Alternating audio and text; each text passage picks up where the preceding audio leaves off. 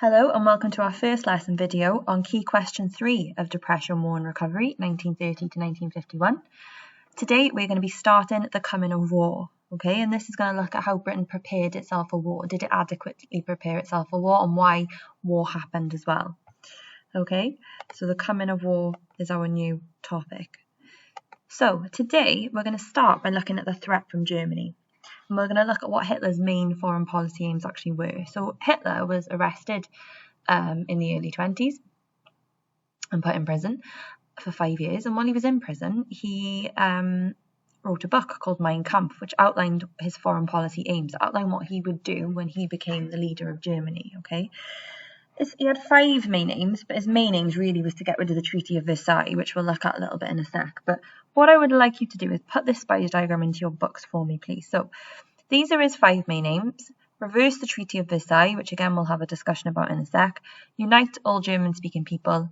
Lebensraum, Anschluss, and destroy communism. These are the 5 things that he wanted. And I want you to basically watch this YouTube video now. Click on the link that's on this screen attached to this PowerPoint. And I want you to watch the video and make notes around all these kinds of different things. Now, it's a video that you have to do a lot of reading on, so it's going to take you a while to get that done.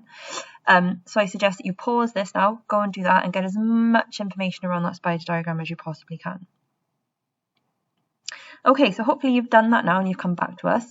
So we're going to have a little look at when did the threat from Hitler actually hit the danger zone? When did we start actually thinking, wow, yeah, we are heading towards war here? Okay. So he did go to war in 1939, but when did it become a reality? When in the 30s did the rest of Europe really start thinking, yeah, we're heading towards a world war here? So on the handout that's attached to this, you've got a list of key events that led to the outbreak of war. I want you first of all to highlight the keywords in each event. So if you're doing that online, then perhaps you can just highlight it with the highlight tool on Word, or if you can print it out and do it, it's totally up to you.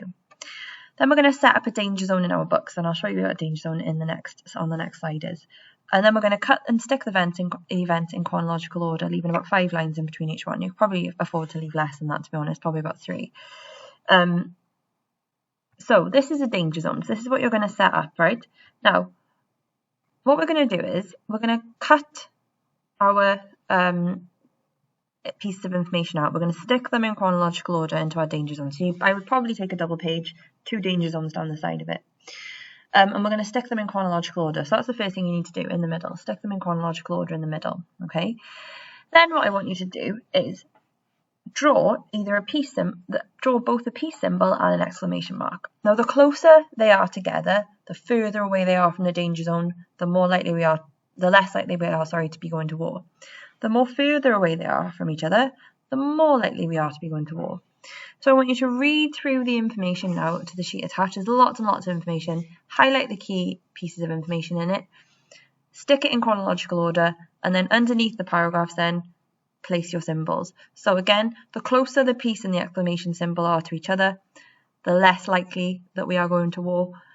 The more further away they are from each other, the closer each one is to the danger zone on either side of the page, the closer we are to war.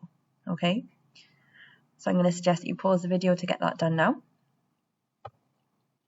Okay, so hopefully you've done that now, and I just want you to think about, was Germany actually a threat at this point? And think about some yes and no. So yes, it was a threat, no, it wasn't a threat, and have a think about what you could possibly put in there. Okay, thank you very much.